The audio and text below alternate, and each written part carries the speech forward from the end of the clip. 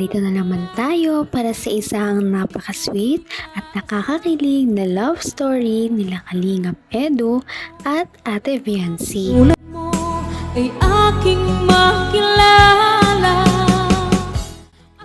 Para sa pagpapatuloy ng ating love story ay nasa tabing dagat nga si Kalingap Edu at Viancy dahil kakagaling lamang nila sa bahay nila Ate Viancy. Doon sila nagbukas ng gift na binigay ng dalaga para sa kanya. At ito nga ay naglalaman ng napakaraming mga bagay na magagamit niya sa araw-araw din. Binigyan siya ni Ate Viancy ng isang Crocs, meron pang mga teddy bear na couple daw sila, maraming mga letter at marami silang mga picture doon at iba pang mga bagay. Kaya naman talagang na-touch si Kalingap Edu sa mga ginawa ni Ate Viancy dahil hindi naman daw siya pangkaraniwan na gano'n ang ginagawa dahil dati ay hindi siya nagregalo kay Kalingap Edu. Ngayon ay nagregalo na talaga siya. Naging ako, masungit itong mga nakarang araw sa'yo. Siguro, napansin mo rin. Ba't mo ko tinatawalan? Bakit? Seryoso ka? Hindi niya na po kailangan mag-sorry. Ha? Hindi niya na po kailangan. Hindi man po. Hindi kailangan. Hindi man po yung sa akin Ano? Hindi man po yung malaking kasalanan. Hindi na lang kasalanan. Siyempre, sa akin mahalaga yun. Siyempre. Mamaya maging cause pa yun ng kung anong maging cause ng mas malaking awayan, di ba? At least. Sa kanilang pag-uusap ay humingi ng tawad si Kalingap Edu. Hinawakan niya ang kamay ni Ate Viancy at nag-explain at humingi ng tawad para sa kanyang mga nagawa dahil nitong mga nakaraang araw daw ay talagang medyo napapansin niya rin sa kanyang sarili na medyo masungit nga siya at hindi pinapansin masyado si Ate Viancy.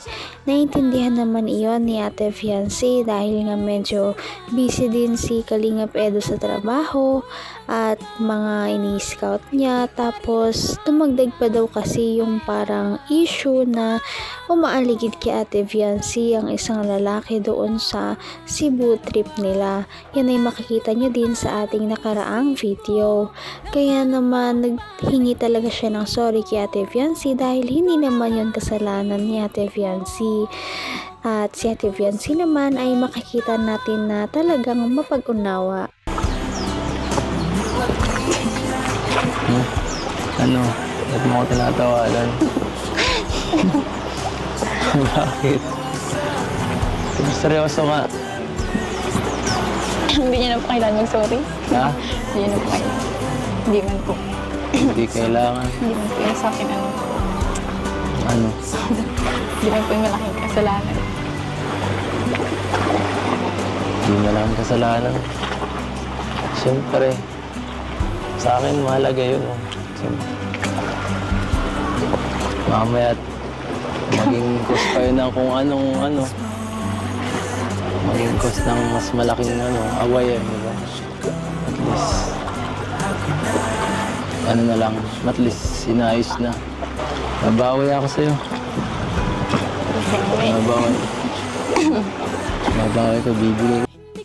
Nakakatuwa pala si Kalingap Edu dahil ganyan siyang klase ng isang lalaki.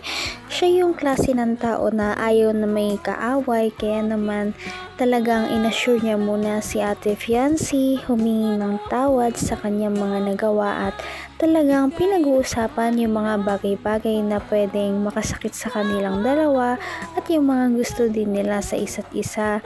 Para naman daw ang mga bagay na kanilang napag-aawayan o napagtatampuhan ay hindi na talaga lumaki.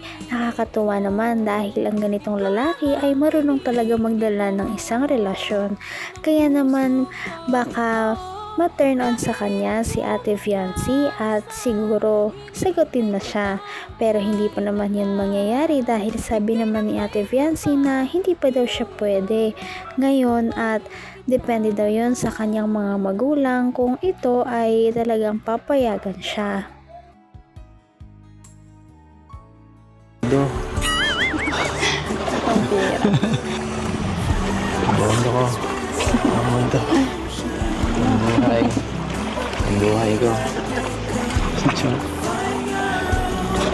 Kung ito, bukas makakailingan rin ito eh. Maalis din tayo bukas. Oo nga. Bakit po kasama kayo? Kutsi kayong gagamitin mo, boy. Anong problema mo? Hindi naman. Ano? Ayos lang. Marot? Ayos lang. Ayos lang. So ayun mga kalingap at yan kumustahin mo natin si Biancy dito sa kanila at matagal din natin hindi nakamusta sila. Kumusta kayo Biancy dito? Kasama ng iyong family mo. Okay na okay po Kuya Rab. So ayun mga kalingap. Nakakatuwa naman dahil bati na si Kalingap Edu at Ate Fiancé. Babalik na ulit sila sa kanilang dating gawin na medyo sweet na nga at kahit naman hindi pa sila ay talagang wala naman silang pinag-aawayan. Sana ay magtuloy-tuloy na nga ang ganito. At sa kabilang banda naman ay bumalik na si Ate Fiancé sa kanilang bahay dahil kakausapin na nga siya ni Kalingap Rab. Napakarami daw ng mga mangyayari sa kanilang bahay at sana magtuloy-tuloy na itong mga sponsors para matapos na din ng kanilang bahay. Binigyan din siya ni Kalingap Rab ng 5,000 pesos para sa kanyang talent fee sa araw na yon. Nakakatuwa dahil medyo madami-dami na talagang nagpapaabot kay Ate Fiancé ng mga tulong at malapit nang mabuo ang kanyang bahay. Leo D, kasi yung may nakaredy na agad pa-birthday Sir Leo D. Malapit ng birthday ni Biancy. September 12. Biancy, kumusta? Ano yung masasabi mo doon? Malapit na yung birthday mo. Ano yung inaasahan mo na mangyari? Ha? Anong gusto mo mangyari? May pasok po kami. May pasok ka? Pero anong gusto mo mangyari sa birthday mo? Mapasok po ako lang. Mapasok ka? Opo. Okay. So ito Biancy, may bibigyan ako sa'yo. Pang-allowance mo. Ito ay mula sa ating channel na Kalingap Rab. Ito Biancy.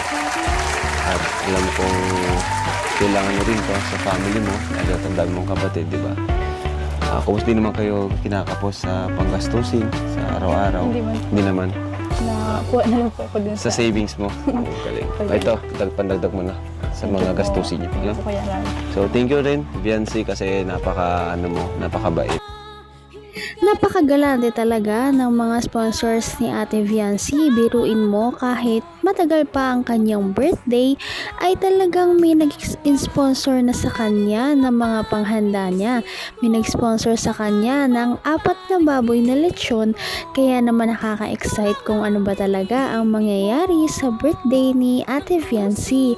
Panigurado na babahan na naman ng blessings sa kanila dahil marami ang mga supporters ni Ate Fiancé na nagpapaabot sa kanya ng mga tulong. Sana ay maging successful ang birthday ni Ate Fiancé. Kahit naman gano'n na marami nagpapaabot sa kanya ng tulong ay talagang pinagpapasalamatan niya ito kahit sobra-sobra na ito para sa kanya. Nakakatuwa bigyan ng ganitong mga tao dahil na-appreciate talaga nila ang bawat tulong. Kaya naman, sana ipatuloy natin silang suportahan at mahalin si Fiancé, si Kalingap Edu at ang Kalingap team. Yan lamang at maraming salamat sa panonood. Abangan natin kung magkakatuluyan ba talaga si Kalingap Edu at Fiancé. Hanggang sa muli. Bye! Ngayon'y abot kamay na kita, mahal.